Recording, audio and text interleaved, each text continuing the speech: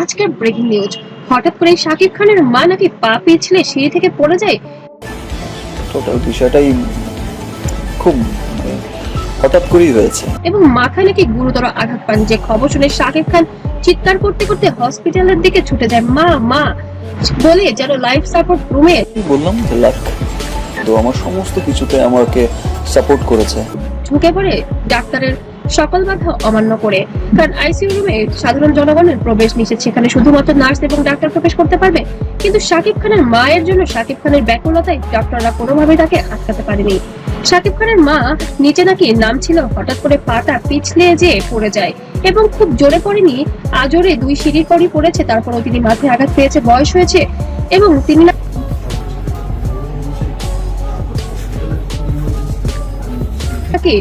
মুহূর্তের মধ্যেই সেন্সলেস হয়ে যায়। পরিবারের লোকজন ধরাধরি করে দ্রুত তাকে হসপিটালে নিয়ে যায় এবং শাকিব খান মুহূর্তের মধ্যে খবর পেয়ে সেখানে উপস্থিত হন।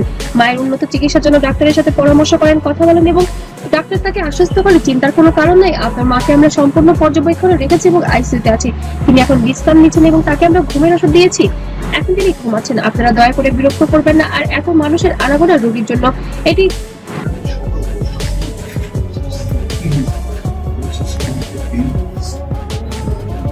ক্ষতির কারণ হতে পারে এবং ইনফেকশন ছড়াতে পারে। শাকিব খান ডাক্তারের সাথে কথা বলে বেশ একটু স্বস্তিতে নিঃশ্বাস নিয়েছেন। তবে শোনা গিয়েছে তার ছেলের 2 পুত্রবধূ অপবিশ্বাস এবং বুবলিও নাকি সেখানে আসতে চলেছে। তবে শাকিব খান নাকি একদম নিষেধ করে দিয়েছেন সেখানে যেন কোনো ভিড় না করা হয় এবং নতুন নাটকের যেন কোনো সাজানো না হয়। শাকিব খানের মা এই অচেতন অবস্থায় যেন শাকিব খান পুরোই ভেঙে পড়েছেন তার মায়ের জন্য। সম্প্রতি দেখা গিয়েছে শাকিব খান বেশ টপ অফ দ্য টকিং এ আছে বর্তমানে। শাকিব খানের সাবেক 2 স্ত্রীকে নিয়ে সবসময় যেন আলোচনায় চলে, তবে এবার যেন শাকিব খানের মায়ের বিষয়টি একদম সোশ্যাল মিডিয়ায় ভাইরাল হয়ে গিয়েছে।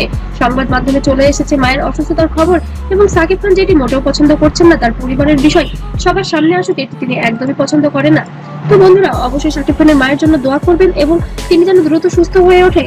শাকিব খানের মা রিজিয়া বেগম খুবই ভালো একজন মানুষ, সবাই তার জন্য দোয়া করবেন এবং ভিডিওটি যদি ভালো লাগে অবশ্যই লাইক কমেন্ট শেয়ার করতে ভুলবেন না, আর দোয়ায় কমেন্টে অবশ্যই দোয়া করবেন। সবাই ভালো থাকবেন, সুস্থ থাকবেন, আল্লাহ হাফেজ।